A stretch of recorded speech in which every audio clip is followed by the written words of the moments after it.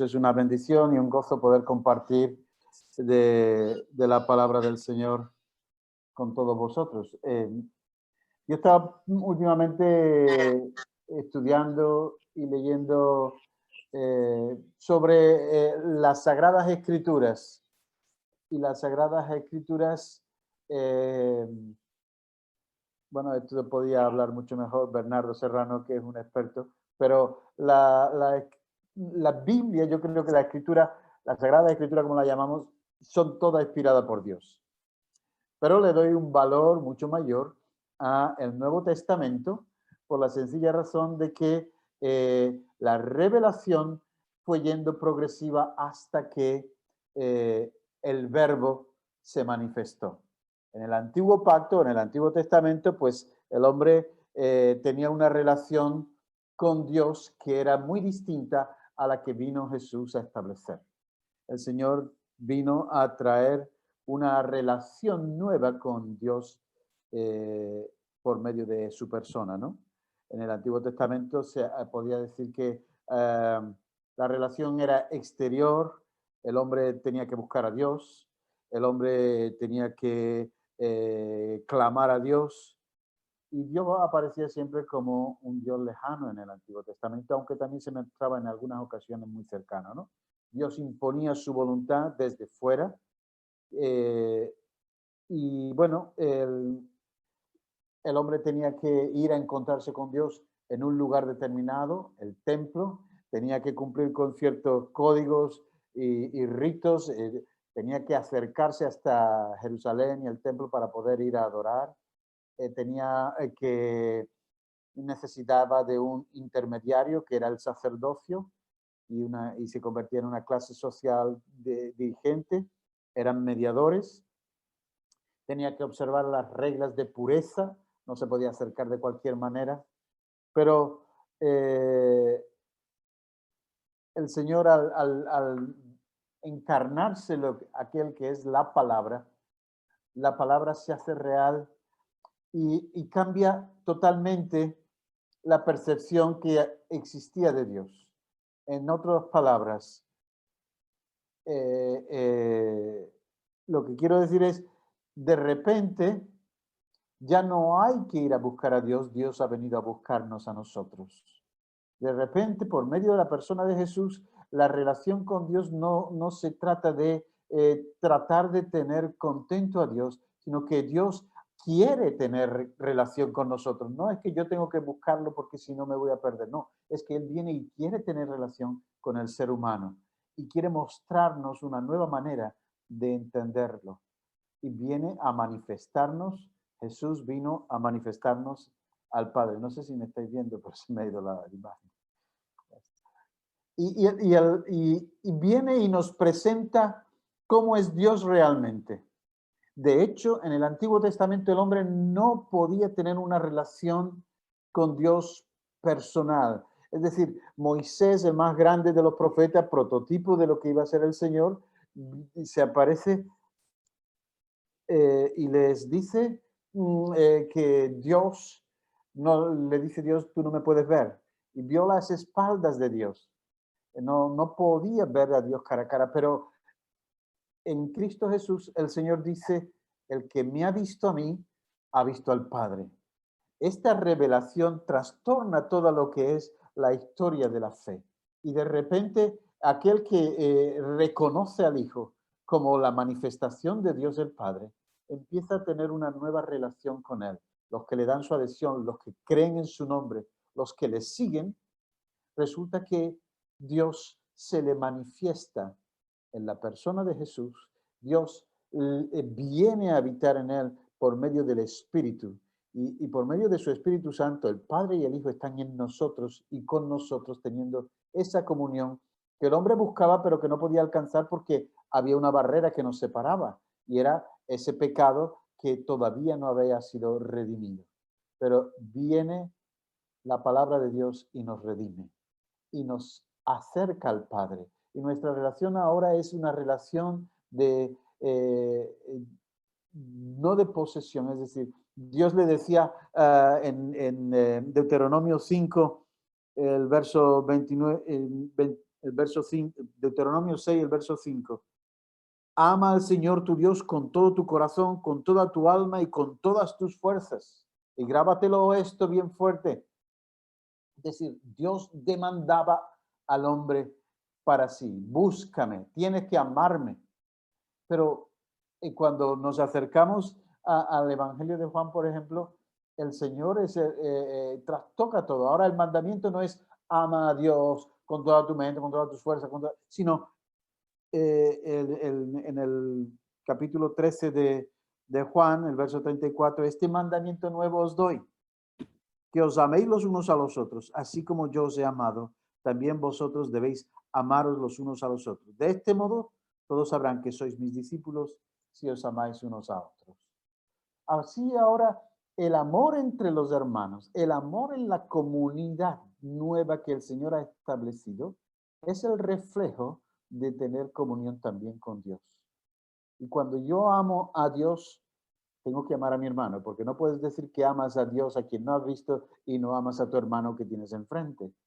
Por lo tanto, el Señor vino a establecer una nueva relación.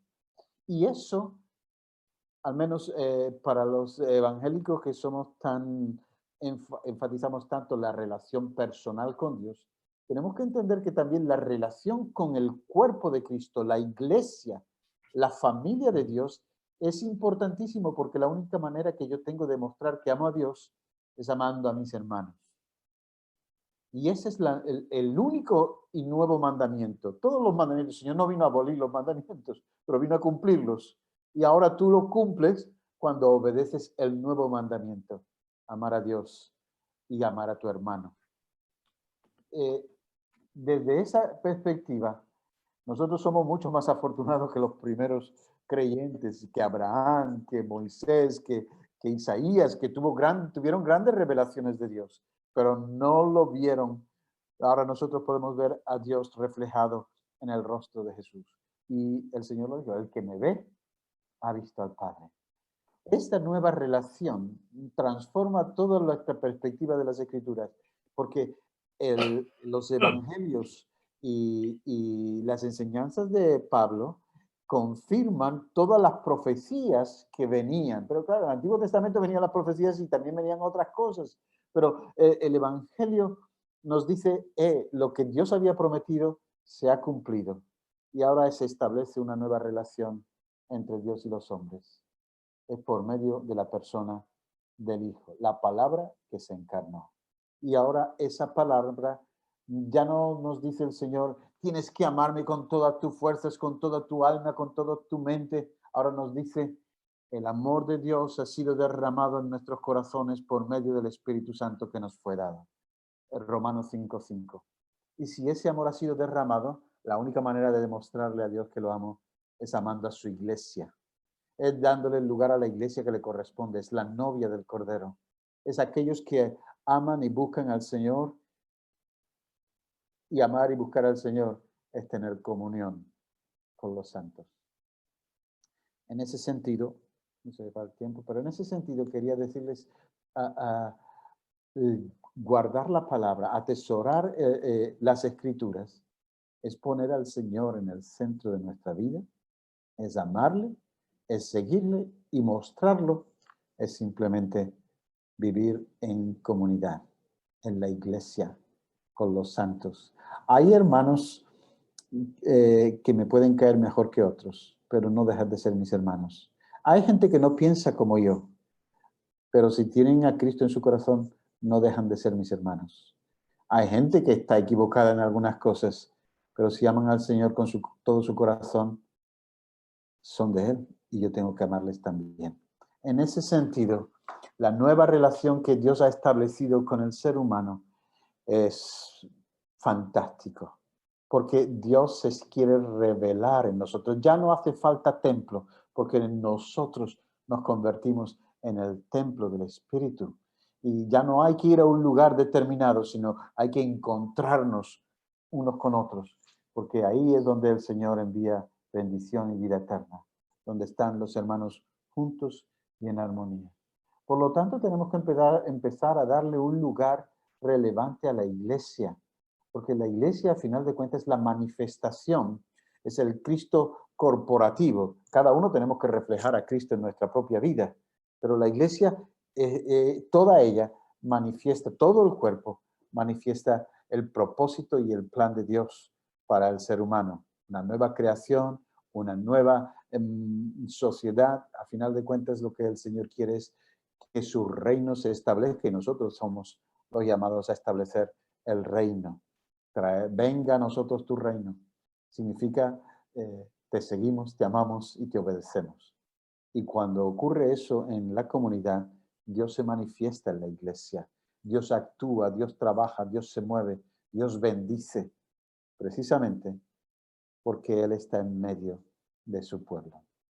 Por lo tanto, vamos a agarrarnos a lo que Dios tiene para nosotros, que es cumplir el mandamiento, amar unos a otros como Él nos amó. Y eso es todo. Y el que, dice Pablo también, que el que ama ha cumplido toda la ley. Y si nosotros amamos al pueblo que ama a Dios, estamos cumpliendo toda la ley que fue revelándose poco a poco hasta que llegó el cumplimiento del tiempo y se manifestó el autor de la ley, aquel que es la palabra, se encarnó. Y ahora nosotros hemos sido hallados. O sea, antes teníamos que buscar a Dios, ahora Dios nos salió al encuentro. Yo cuando primera vez escuché la teología del encuentro me llamó mucho la atención, pero es que el Señor sale al encuentro, sale a buscar la oveja perdida, se pone a buscar la moneda perdida, sale al encuentro y siempre que salía al encuentro de algo, de alguien, las cosas cambiaban. Cuando el Señor iba a Naín, resulta que salía del pueblo un funeral y se cruzan en el camino. Normalmente él y sus discípulos se tendrían que haberse apartados para que pasara el cadáver, aquella viuda llorando porque su hijo había muerto, su único hijo. Pero el Señor no se apartó. Y ese enfrentamiento con la muerte, él se queda allí parado enfrente, se acerca, ve a la mujer llorando desconsolada porque ha perdido a su hijo, y lo que ocurre fue sencillamente que lo llama, lo toma de la mano y lo llama de entre los muertos, lo resucita, se lo entrega a su madre, porque cada vez que el Señor tiene un encuentro con la muerte, vence la vida. Cada vez que el Señor sale al encuentro de alguien, esto mortal va a ser absorbido por la vida en la iglesia y en nuestras propias vidas personales. Así que sigamos adelante, dándole lugar a la iglesia y a la comunidad que tenemos, el lugar que el Señor le dio. Es tan importante que ha dicho que el que venza lo va a sentar con él en su trono. Bendito sea su nombre. Gracias por dejarme compartir con vosotros.